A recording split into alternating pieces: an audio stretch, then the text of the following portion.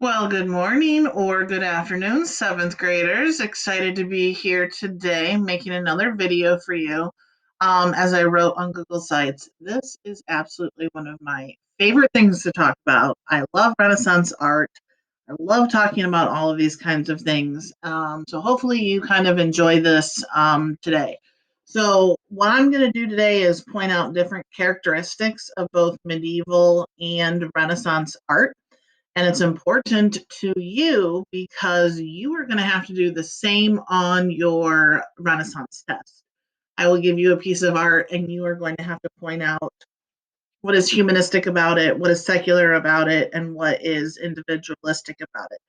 So, as I demonstrate and do these activities today, it would be very beneficial to you in the future for you to pay attention to that as well, because you're going to have to do it. So, let's get started. As we look at our first piece of art here, pause the video, take a moment to look at it, but then I'm going to continue. So, this is very typical Middle Age art. So, before you see what the Renaissance produced, we got to look at what they were used to producing beforehand. So, this is a very classic Middle Age art. Madonna, you've probably heard of Madonna before, not the music artist, but Madonna is another name for Mary, the Mother of God. So you've got Mary sitting on a throne with Jesus on her lap, and then you've got angels and other um, spiritual type things that are included. So, what's very characteristic about this is that you should notice the gold background. Okay, there's no setting here on earth, it's all completely gold. So, that kind of gives it a heavenly setting behind Jesus, and there's even one behind Mary, if you look closely, and then the angels that are around them, they all have halos. These are gold halos that mark and tell people that these are significant people. Now, the other thing that I want you to look at is to look at proportions, okay? So start with Jesus. Look how big Jesus is sitting in Mary's lap. Look at from shoulder to waist. Look at how long his legs are from the knee to his heel. Look at the length of Mary's hand. Look at the length of her fingers. Okay. And even on the angels and things like that. Very disproportionate to like what real hands looks like. Also, you've got Mary and Jesus here. They're painted larger because they're more important as opposed to the angels, which are less important. So, size of the person in the picture is going to indicate importance of who they were. You're not going to see that in later Renaissance art. Okay, here's another example. Madonna and Child. Lots of pictures of Mary with Jesus. Another gold background. You see halos. Okay, look at the faces. Same eyes, same expressions, same mouth. There's not a lot of individual characteristics here. You've got different hair. Again, look at how big Jesus's foot is. Look how long Mary's fingers are, very disproportionate. And plus, it almost has like a cartoon type look to it. This is all going to be old medieval art. This is our third example of medieval art. Here you've got Jesus being flogged. Look how tall Jesus is. I know that he's kind of standing on something there, but look how tall he is compared to the people around him. Not proportionate. Look how long his legs are, his arms, and things like that. If you look at the man on the left, his calves, his muscles on his legs, um, he looks muscular, but if you look close, it just doesn't look right. They don't look as if like they were true muscles on that individual. All right, so here's our transition period. Okay, so here's Middle Ages on the left, kind of classic of what I've just talked about. Same topic, gold background, halos, disproportion. Now, the artist on the right is a man named Giotto. He is going to be our transitionary artist. He's going to be that middle guy that's going to start doing some new things. There will be some middle age characteristics to it, but we're going to start seeing some changes.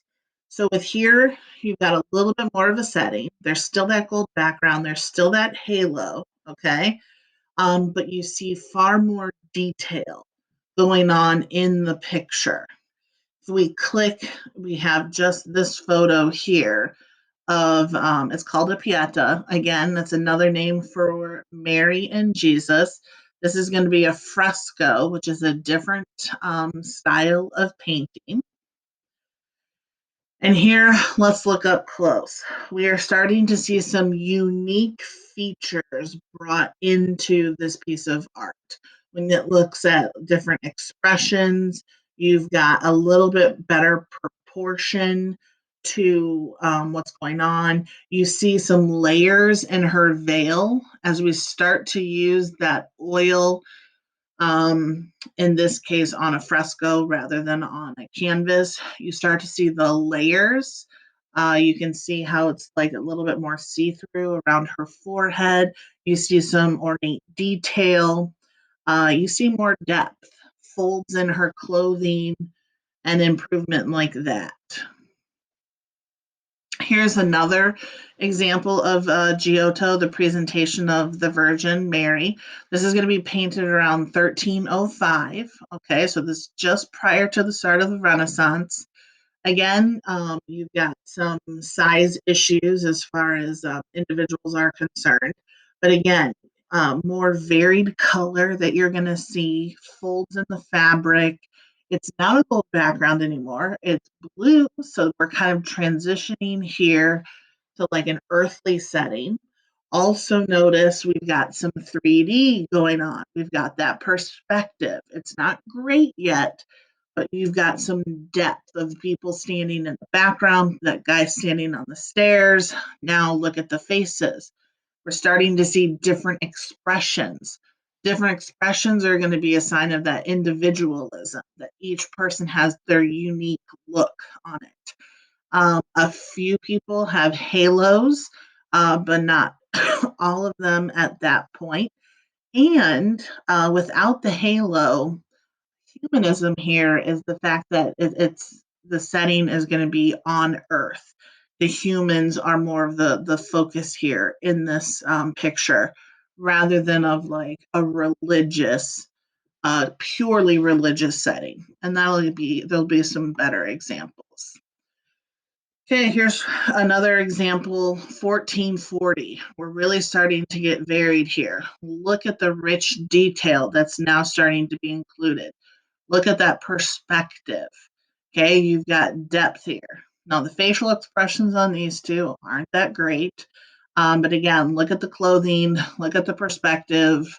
Um, Here, you don't have Mary and Jesus anymore. It's a religious setting, but notice how the focus of this is going to be a man, is going to be a priest performing religious duties. So the fact that it's not Jesus, that it's not an angel or a biblical character, that's going to be an element of humanism. All right, here we go. This is pure Renaissance photos right here, painting. First thing that you should notice is that the setting of this. In the background, we have got a cave, we have got grass, we've got a sky, no more gold background. We've got a setting here on Earth, and that's going to be humanism. Okay, now this is going to be the adoration of the shepherds, but notice there's no more halos. Okay, if you didn't know the Bible story, you wouldn't necessarily know right off the bat that this was religious. Okay, you've got an earthly setting, you've got something happening here on earth, and really, these people could be anybody. You don't know that that's Jesus, you don't know that they are unique or special of any kind. Notice the more vibrancy of color. Look at that blue and red. Okay. Lots more vibrancy and use of color. And now look at the face. different face, different facial expressions are going to be used. That's going to be a sign of individualism as well. Each person is unique and individual. And then look at our last one. It's even called the bean eater. This is a man eating beans that could be no more secular, right? It's not religious whatsoever. It's one person showing an individualism of you've got someone who's just earthly, someone who's like not important, very humanistic. You've got natural looking clothing of what they would wear, the hat, and look how detailed that is compared to when you think about what we just looked at a few minutes ago. His hands, his fingers, his arms are going to be looking all very natural. It's almost like this is a snapshot of him pausing before as he's eating, putting food into his mouth. Again, you've got food in this. It's a very earthly topic, as opposed to when we're just doing all of these noble religious settings and events and things like that. This, you've just got a man sitting at his dinner table eating food. Very strong humanistic tendencies in here. Obviously, it's secular because it's not religious whatsoever, and the individual very focused on what he is doing here on Earth, which is this kind of a boring type activity. All right. So hopefully I've given you enough of those topics or enough of that ideas that as you start to do this next assignment, you'll be able to identify all of those characteristics as well. And don't forget to use your three main ideas of the Renaissance chart as well.